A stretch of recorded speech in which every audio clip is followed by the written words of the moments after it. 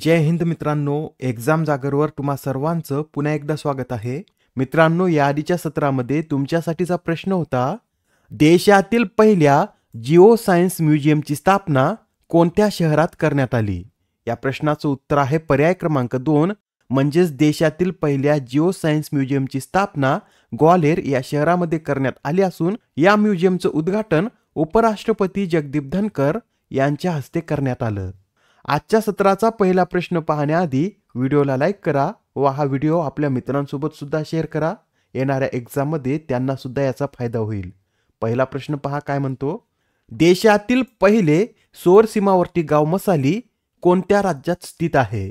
मित्रांनो, आता मसाली हे देशातील पहिलं सौर सीमावर्ती गाव बनलं असून मसाली हे गाव गुजरात या राज्यात स्थित आहे. गुजरातमधील या गावात सूर्यघर मोफत वीज योजनेअंतर्गत 100% सौर ऊर्जाकरण झाला असून अशी उपलब्धी प्राप्त करणारे हे पहिलं सीमावर्ती गाव आहे. गुजरात राज्याला पाकिस्तानची सीमा संलग्न आहे व हे गाव पाकिस्तानच्या सीमेवरच आहे. येथे आता सूर्यघर मोफत वीज योजनेविषयी सुद्धा काही पॉइंट नोट करून घ्या. ही योजना भारत सरकारने 29 फेब्रुवारी 2024 रोजी सुरू केली होती. या योजनेअंतर्गत 2024-25च्या अंतरिम अर्थसंकल्पात 1 कोटी घरांना 300 युनिट मोफत वीज देण्याची सुद्धा घोषणा करण्यात आली होती. या योजनेअंतर्गत सोलार बसविण्यासाठी नागरिकांना अनुदान सुद्धा देण्यात येत आहे. या 2 किलोवॅट क्षमतेपर्यंतच्या सौर यंत्रणेसाठी 60% अनुदान तर 2 ते 3 किलोवॅट क्षमतेच्या सौर यंत्रणेसाठी 40% अनुदान मिळत आहे. हे सर्व पॉइंट नोट करून घ्या. एक्झाममध्ये यावर आपल्याला मल्टीलायनर प्रश्न सुद्धा विचारला जाऊ शकतो. आता हा प्रश्न पहा, अलीकडेच प्रसिद्ध भारतीय शिक्षण तज्ज्ञ अरुण कपूर यांना कोणत्या देशाने सन्मानित केले? तर हे जे अरुण कपूर आहेत यांना भूतान या देशानं सन्मानित केला आहे. मित्रांनो, भूतानचा आता 117वा राष्ट्रीय दिन साजरा करण्यात आला असून या राष्ट्रीय दिनादरम्यानच भूतानचे राजा जिग्मे खेसर यांनी अरुण कपूर यांना बुरा मार्प म्हणजे लाल स्कार्फ आणि पतंग म्हणजेच तलवार देऊन सन्मानित केला आहे. हा सन्मान क्वचितच गैरभूतानी रहिवाशांना दिला जातो व या सन्मानाबरोबरच दोशो ही पदवी देखील दिली जाते. अरुण कपूर यांच्याविषयी सांगायचं झालं तर त्यांनी भारत, भूतान आणि ओमानमध्ये अनेक शाळा स्थापन केल्या असून तसेच ते रितांजली या संस्थेचे संस्थापक देखील आहेत. या संस्थेची स्थापना त्यांनी 1995 मध्ये भारतातील उपेक्षित समुदायांचा विकास करण्यासाठी केली होती. याबरोबरच भूतानविषयी सुद्धा लक्षात ठेवा, भारत व भूतान या दोन्ही देशांची एकूण 699 किलोमीटरची सीमा संलग्न असून भूतानला भारतातील सिक्कीम, पश्चिम बंगाल, आसाम आणि अरुणाचल प्रदेश या 4 राज्यांच्या सीमा संलग्न आहेत. पुढील प्रश्न पहा, तिसऱ्या वर्ल्ड बॉक्सिंग काँग्रेसचं आयोजन कोणत्या देशात करण्यात येणार आहे? तर मित्रांनो, आता या तिसऱ्या वर्ल्ड बॉक्सिंग काँग्रेसचं आयोजन आपल्या भारतामध्ये करण्यात येणार असून 2025 मध्ये याचं आयोजन दिल्ली येथे होणार आहे. बरं, पहिल्या वर्ल्ड बॉक्सिंग काँग्रेसचं आयोजन कुठे झालं होतं? तर जर्मनीमधील फ्रँकफर्ट येथे 24 आणि 25 नोव्हेंबर 2023 रोजी ही पहिली वर्ल्ड बॉक्सिंग काँग्रेस आयोजित करण्यात आली होती. दुसऱ्या वर्ल्ड बॉक्सिंग काँग्रेसचं आयोजन 3 नोव्हेंबर 2024 रोजी US मधील कोलोरॅडो या शहरात करण्यात आलं होतं. बरं, अजून एक छोटासा प्रश्न, या भारतीय बॉक्सिंग फेडरेशनचं मुख्यालय कुठे स्थित आहे? तर भारतीय बॉक्सिंग फेडरेशनचं मुख्यालय हरियाणामधील गुरुग्राम येथे स्थित आहे.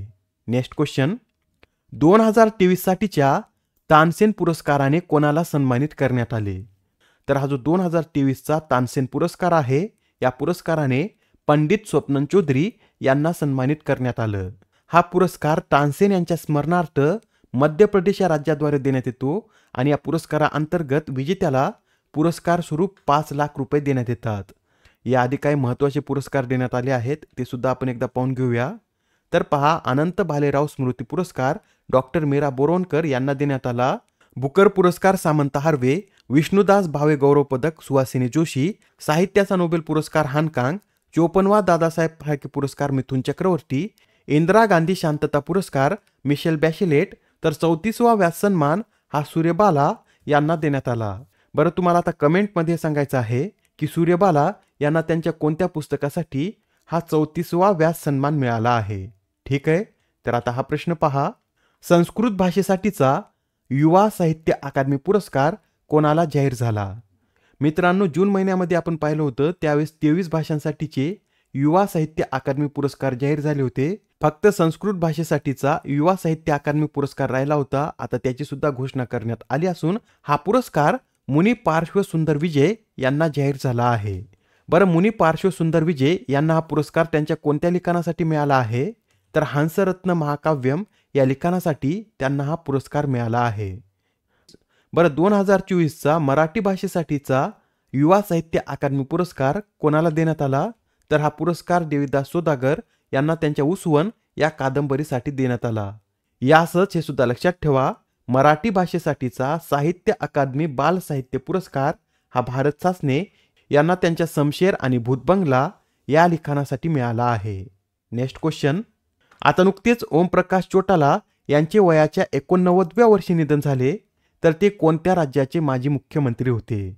या प्रश्नाचं उत्तर आहे पर्याय क्रमांक 3, म्हणजेच ओमप्रकाश चौटाला हे हरियाणा या राज्याचे माजी मुख्यमंत्री होते. बरं, ते हरियाणा या राज्याचे किती वेळा मुख्यमंत्री बनले होते? तर ते हरियाणा या राज्याचे 5 वेळा मुख्यमंत्री बनले होते. पहिल्यांदा 2 डिसेंबर 1989 रोजी ते मुख्यमंत्री बनले. त्यानंतर 2 जुलै 1990 रोजी दुसऱ्यांदा, तिसऱ्यांदा 22 एप्रिल 1991, चौथ्यांदा 24 जुलै 1999 आणि पाचव्यांदा ते 2 मार्च 2000 साली हरियाणाचे मुख्यमंत्री बनले होते. त्यांनी 1996 साली हरियाणा लोकदल राष्ट्रीय नावाचा पक्ष देखील स्थापन केला होता. याच पक्षाला नंतर इंडियन नॅशनल लोकदल असे नाव देण्यात आले.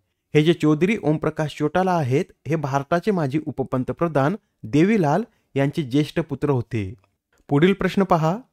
भारतीय महिला संघाने कोणत्या देशाविरुद्ध खेळताना T20 मध्ये सर्वोच्च धावा करण्याचा विक्रम केला?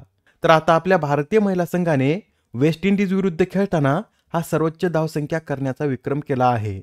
भारतीय महिला संघाने या वेस्ट इंडिज विरुद्धच्या सामन्यात एकूण 217 धावा केल्या आहेत. मित्रांनो, हा जो स्कोर आहे हा भारतीय संघाचा वैयक्तिक सर्वोच्च स्कोर आहे. जागतिक स्तरावर T20 मध्ये सर्वोच्च धावसंख्या करण्याचा विक्रम कोणत्या महिला संघाने केला आहे? तर अर्जेंटिना या संघाने 2023 साली असा विक्रम केला होता. अर्जेंटिना या संघाने चिली या देशाविरुद्ध खेळताना T20 मध्ये एकूण 427 धावा करण्याचा विक्रम केलेला आहे. या आतापर्यंतच्या T20 मधील सर्वोच्च धावा आहेत. आणि मित्रांनो, याच मॅचमध्ये भारताच्या ऋचा घोष यांनी 18 बॉलमध्ये अर्धशतक करण्याची कामगिरी केली असून त्या अशी कामगिरी करणाऱ्या महिला T20 इतिहासातील तिसऱ्याच बॅटर ठरल्या आहेत. याआधी सोफी डिवाइन आणि फोबी लिचफिल्ड यांनी सुद्धा 18 बॉलमध्येच अर्धशतक पूर्ण केलेलं आहे व ऋचा घोष यांनी सुद्धा आता 18 बॉलमध्येच अर्धशतक पूर्ण केला आहे. Next question.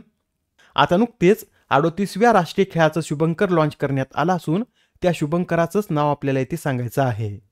तर हे जे 38वे राष्ट्रीय खेळ आहेत याच्या शुभंकराचं नाव मौली असं आहे. मित्रांनो, 38वे राष्ट्रीय खेळ हे 2025 मध्ये उत्तराखंड या राज्यामध्ये होणार असून उत्तराखंडच्या राज्यपक्षी या मोनलवरूनच या मौली शुभंकराची निर्मिती करण्यात आली आहे. बरं, हे 38वे राष्ट्रीय खेळ कधी खेळवण्यात येतील? तर 28 जानेवारी ते 14 फेब्रुवारी दरम्यान याचं आयोजन उत्तराखंडमध्ये होईल. पुढील प्रश्न पहा. आशियाई रोल बॉल चॅम्पियनशिपचं आयोजन कोठे करण्यात आले? तर हे जे आशियाई रोल बॉल चॅम्पियनशिप आहे याचं आयोजन गोव्यामध्ये करण्यात आलं होतं व या स्पर्धेमधील पुरुष आणि महिला या दोन्ही गटाचं विजेतेपद आपल्या भारतीय संघानेच पटकावलेलं आहे. भारताच्या पुरुष आणि महिला या दोन्ही संघाने अंतिम सामन्यात इराणला हरवून या स्पर्धेचं विजेतेपद पटकावलं आहे. आजच्या सत्रामधील शेवटचा प्रश्न पहा.